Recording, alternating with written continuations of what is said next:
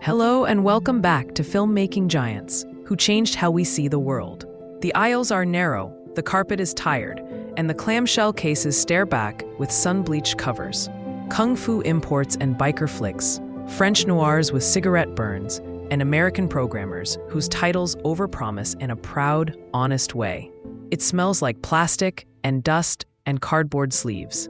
Somewhere in this overstocked chapel of the video era, a clerk who knows the catalog better than he knows his own closet excitedly tells a customer that a forgotten 70s thriller has a tracking shot that will change their life. Our guide is that clerk, and also a director who turned the clerk's gift, feverish memory for other people's pictures, into an art of his own. Quentin Tarantino. He did not simply revive genres. He taught them to argue with their past. He did not simply stage violence. He turned talk into a fuse and let you hear it burn. He did not simply quote. He transformed quotation into authorship. He changes how we see the world by proving that pop memory can be a serious instrument, that suspense can be composed from sentences, and that the past, if treated with mischief and craft, can be convinced to yield futures it once refused. He grew up in Los Angeles and in movie theaters. A child of a city that manufactures dreams for export and rents them to its locals at matinee prices. The story that gets told, and it is mostly true, is that he apprenticed in a video store, where taste was an hourly wage and enthusiasm a currency. That job raised a director. The counter taught him to pitch a film in a sentence. The return bin taught him how moods travel. And the shells gave him the informal graduate degree. Shaw Brothers swordplay and spaghetti western whistles, French policier cool and blaxploitation swagger. B pictures that always ran 5 minutes long and therefore taught him how to cut air. His classrooms were grindhouses on the boulevard and second-run palaces whose projectors coughed. His teachers were directors he would later smuggle into his frames as ghosts. Truffaut's tenderness hiding in a tough guy's monologue. Leone's patience in a stare. Godard's chapter headings scribbled on American diners. De Palma's split screens rehearsed in a dead-end hallway. Fuller's bark in the cadence of a story that refuses to be ashamed of its pulp. The first produced script that felt like a declaration was Reservoir Dogs. 6 men in black suits, 3 aliases too many, a warehouse that looks like the inside of a lie, and a heist we never see. The choice not to show the robbery is not coyness, it is instruction. He wants you to learn that aftermath, properly arranged, is richer than spectacle. He starts in a diner with a conversation about a pop song, and tips and ethics, and the talk is a test. Can a room hold tension without a gun on the table? It can, if the sentences move like sharks. When the blood arrives, it is noisy and cartoon red, because the film isn't pretending to be wallpaper. It is a report about how men weaponize performance. The shot from the trunk, the camera looking up at faces deciding what to do with you, is a grammar note he will reuse. Authority reversed. The audience placed where the victim would be, the scene tilted into complicity. The famous dance to Stuck in the Middle with You produces an argument about the difference between stylization and anesthesia. Tarantino's camera refuses to look when the blade moves close. You hear it. You feel your body argue with your appetite. He exploded on the widescreen with Pulp Fiction, a film that behaves like a desk drawer full of memories you keep meaning to organize and then decide, halfway through. But the mess is a better record of your life than any neat album. He structures it as a loop, out of order but in rhythm, because he wants to teach continuity with the nerves, not with the calendar. A hitman and his partner arguing about hamburgers and foot massages rehearse an entire philosophy of power. Talk as foreplay, talk as anesthesia, talk as armor. A boxer deciding not to throw a fight becomes a comedy until it becomes a bloodbath and then a romance. A date that should be a crime detours into a resurrection. A holdup in a diner returns to its first sentence to learn better manners. The content is famous. Dance floor, adrenaline syringe, gold glow in a briefcase that refuses to become a plot. So is the sound, surf guitars and soul standards, oldies lovingly stolen back from nostalgia and made present again. The director's real innovation lies deeper. He proved that digression could be structural, and that suspense did not require chase scenes if you taught an audience to fear a choice arriving at a table. The most violent moment in the film may be a silence, the one that lands just before a wallet is handed over, along with permission to live. He followed with Jackie Brown, and if you are watching his career for proof that the wunderkind could become an adult, This was your exhibit. The story is Elmore Leonard by way of South Bay, a stewardess supplementing her income, a bail bondsman old enough to wear sadness as a uniform, a gun merchant with a smile too wide to be safe, and a plan that works only if people who don't trust each other can act. He slows the camera and lets middle age carry the frame. Pam Grier's face becomes a promise the movie keeps, and Robert Forster's kindness becomes an argument about masculinity that the cinema had been postponing. The tone is soft without being sentimental. He enjoys the mechanics of money drops and department store choreography, but his heart is busy elsewhere. Two grown-ups acknowledging that their chance is slim and that dignity might sometimes be the best ending art can offer. If Pulp taught a decade that coolness can carry intelligence, Jackie Brown taught the same decade that patience can carry romance. Then he split a revenge epic into 2 volumes and built it like a mixtape. Kill Bill is a director's notebook, sprung to life. Kung Fu schools and Shaw titles, spaghetti twang and Japanese city lights, anime interlude that turns trauma into moving ink, yellow suit that remembers Bruce Lee while insisting on a new owner, whistled tune that makes a corridor into a duel. But for all the references, the film's claim is not trivia, it is choreography. He uses stylization as a firewall to keep exploitation from exploiting again. The fights are ballets that ask the audience to admire craft, not injury. Uma Thurman's bride carries a purpose that strips away all euphemism. When she fights the crazy 88 in a rune that the camera understands from every angle, he photographs the bodies with the fairness a stage owes its dancers. Wide when wide is honest, close when close is earned, cuts place like beats because rhythm is meaning. He lets the story slow to a whisper in a trailer with a snake and in a kitchen with a child. The woman who had to survive becomes a mother who has to teach. The film's exuberance risks everything: sincerity, goofiness, grandeur, and lands on a statement. Cinema can borrow anything if it returns it repaired. He went from samurai blues to war fiction with the gall of a director who trusts his method. Inglourious Basterds is many films politely stacked. A farmhouse drama that turns milk into terror. A propaganda farce that invites a nation to burn in a theater and then keeps its nerve. A caper in a basement where cards and accents perform more bloodshed than bullets. A fairy tale with boots on, above all, a language exercise disguised as a thriller.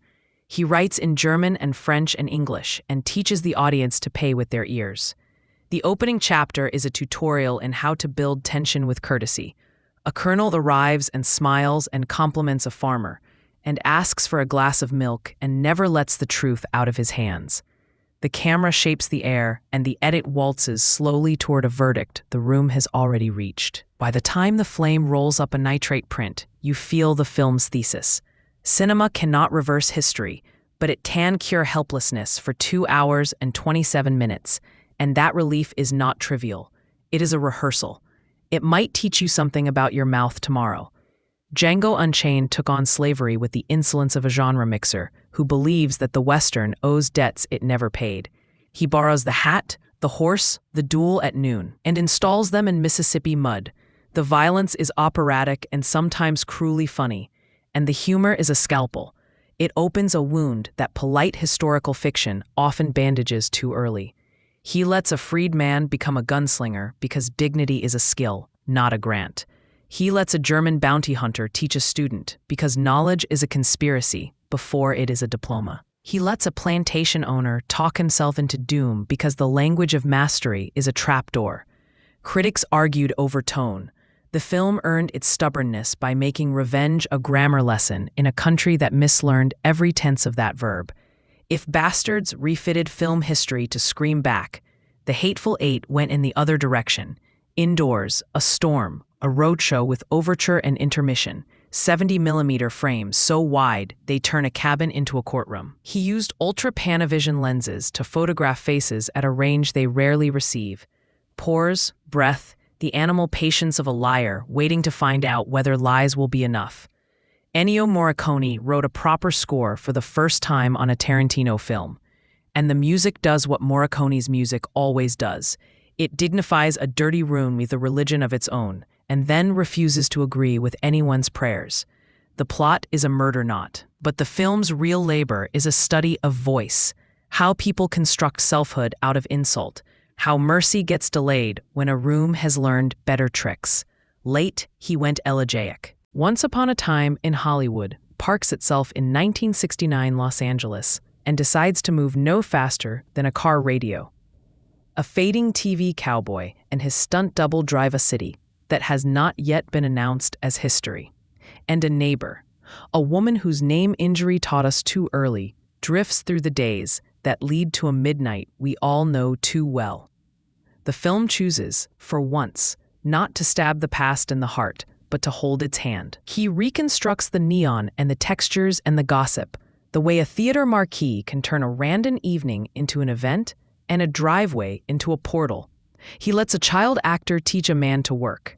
He lets a dog perform ethics. He lets friendship, two men who have learned how to use loyalty as a form of shelter, be a plot. And then he reaches the night and refuses to rehearse horror faithfully. The once obligatory carnage becomes a counterfactual that refuses to dignify murderers with permanence. He is accused of nostalgia. The accusation is partly right. Nostalgia is the sugar on his rim, but underneath is a grown man trying to atone for an industry that once turned a tragedy into a brand. What makes his scenes move the way they do is not a secret, it is practice. He writes conversation the way musicians write riffs, motifs introduced and developed. Rests placed carefully, tempo changes timed to a character's courage.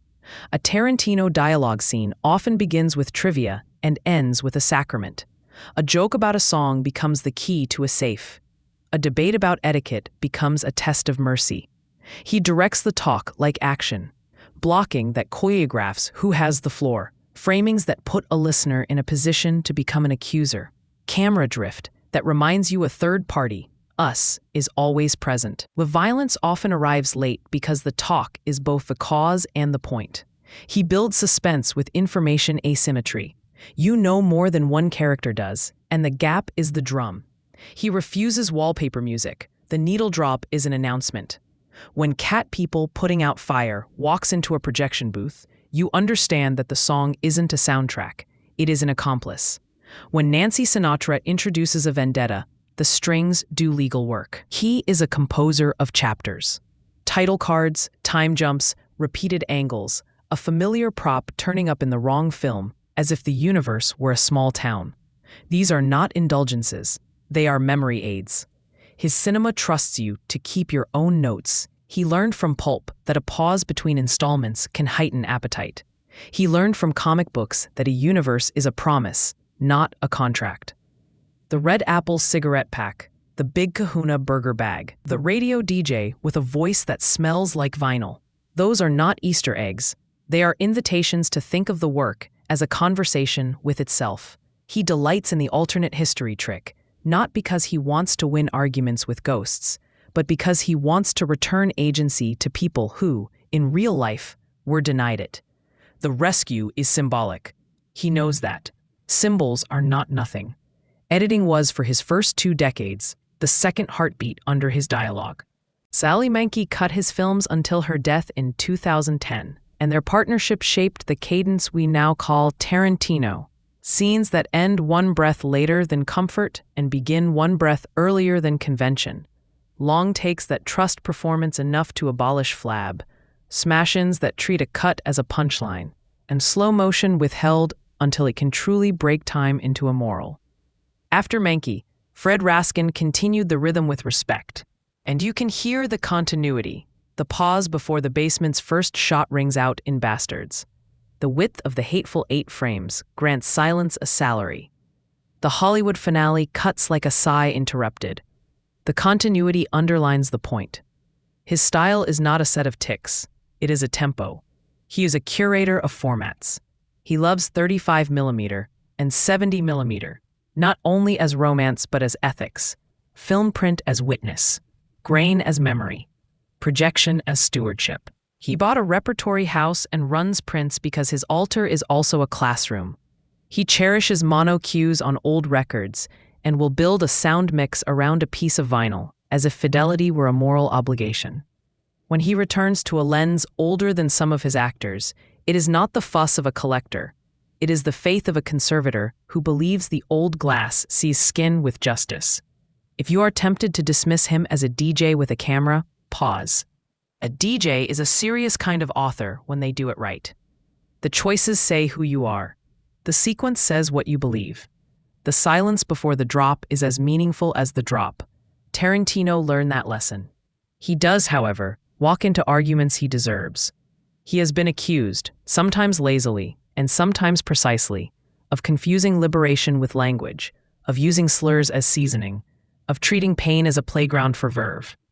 He has been taken to task for the culture that protected the producer whose company made his early work. He has been criticized for not doing enough, soon enough, to break with that protection. He was confronted about safety and consent in his stunt work. He listened and made amends where he could.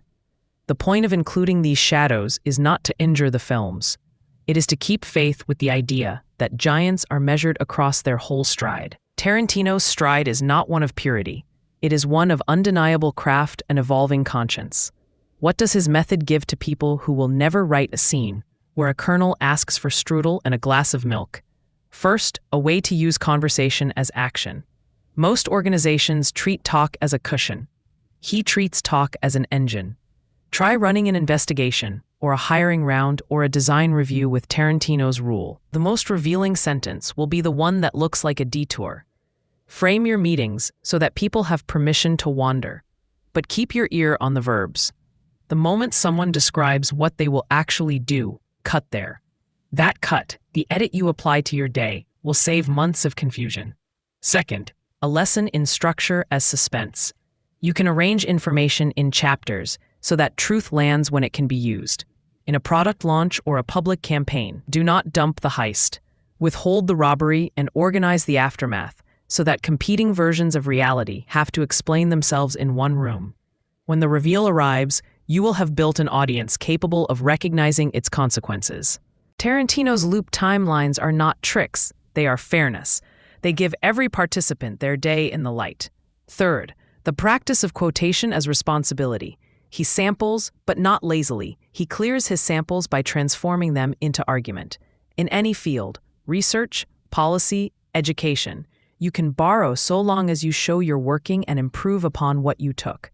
Give the footnote the dignity of the chorus.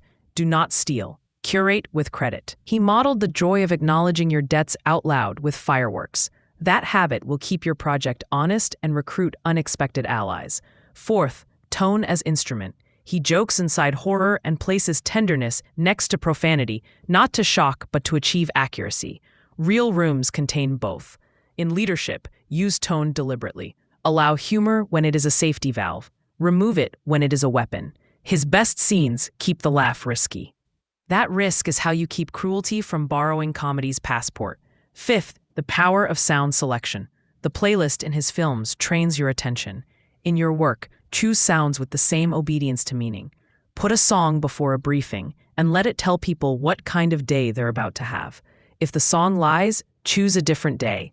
In personal life, score your tasks lightly and consciously. One track for cleaning the kitchen, one for writing a difficult message, one for the walk that prevents a fight. The score will teach your body a rhythm you can work with. Sixth, format fidelity as culture. His insistence on film projection is, beneath the nostalgia, a policy. Respect the medium and the medium will repay you in trust.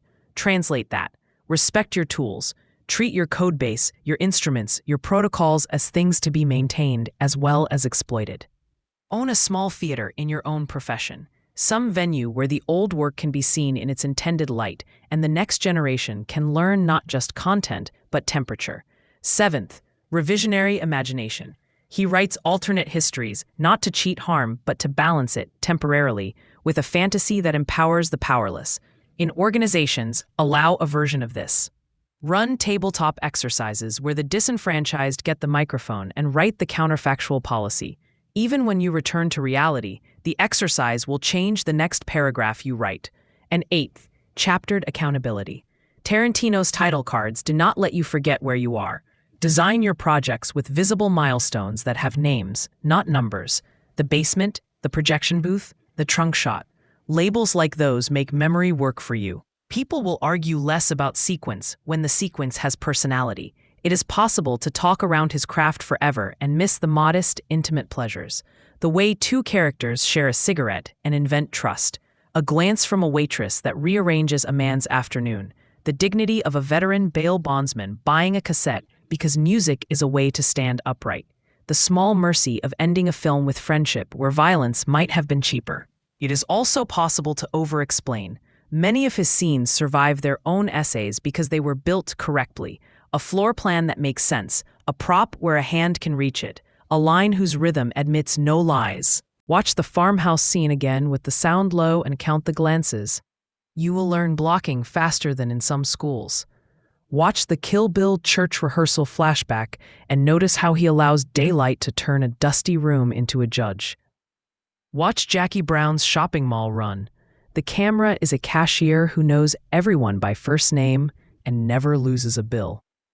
His legacy includes the decade he accidentally curated, the 90s, wave of crime talkers and smart aleck bloodbaths that misunderstood the ratio of heart to swagger in his work. He became a genre people tried to photocopy. Photocopies rarely carry soul, but even the misfires prove influence. He taught a generation of screenwriters that scenes can be built around appetite of all kinds, and that cool is a tool, not an end. He taught actors that embarrassment is currency. The audience pays more for a truth that costs the performer something. He taught cinematographers that long lenses and low angles and trunk hatches are not gimmicks if they have the good manners to be motivated. He taught editors that patience is not slowness and that a cut is a thesis. He remains, for all the spectacle, a man of sentences. He writes on paper with a pen and reads out loud to actors, like a band leader counting off. He protects rehearsal like a neighborhood. He has the stubbornness of someone who has found a voice and the curiosity of someone who likes other people's records enough to keep flipping through the crate. He will, he says, stop at 10 features, as if the career were a chaptered novel with an agreed-upon last page. Perhaps he will. Perhaps he will keep showing prints at the repertory theater and arguing about aspect ratios and perfect takes until the argument becomes the work. The point is not the number, the point is the practice. He insists, in a century of plenty, on the artisan's oath. Write it, shoot it, cut it, play it. If it isn't alive, keep your name off it. If all this sounds like a praise song with too little salt, remember the ledger. He is not immune to the vanity that his characters often mistake for destiny. He has used words that burn. He has had to be taught why some jokes aren't. He has needed, like any adult, to convert talent into responsibility and the romance of being movie mad into the discipline of being a citizen among other workers. The conversion is incomplete, as conversions are. The films record progress, greater care with safety, greater care with grief, greater care with how a myth touches a body. The rest of us can learn alongside him or choose the cheaper hobby of tut-tutting. Choose the first. It's more interesting and yields better scenes in your own life. Try one more exercise, borrowed from his trunk shot. Place your camera, metaphorical or literal, below the people in the room who usually tilt the angle. Ask them to look down and decide, with their faces fully lit, what they owe whoever is in that trunk this week. Maybe it is a junior colleague. Maybe it is an old promise. Maybe it is a customer whose face you have never actually imagined. Hold the shot. Keep breathing. Let the sentences deliver the verdict. Then cut, cleanly, to action. You will feel for a minute why his cinema turns talk into something that moves the furniture. He changed how we see the world by making quotation a form of honesty, by proving that conversation can be as kinetic as a chase, by reminding an industry that genre is a toolkit, not a prison, by giving a generation permission to be encyclopedic without being pedantic, and by staging revenge without forgetting that survival, finally, is the more complicated art. He is the video store clerk who wouldn't stop recommending, and the filmmaker who earned the right to put his own title on the shelf he once dusted. If you walk past that shelf and choose another film, he won't mind. He'll grin and tell you to come back when you're done. There's a scene in the next aisle he can't wait to show you, and he's right. It's a killer. Thank you for listening to this episode of Filmmaking Giants Who Changed How We See the World. Produced by Selenius Media. Music by The Artificial Laboratory.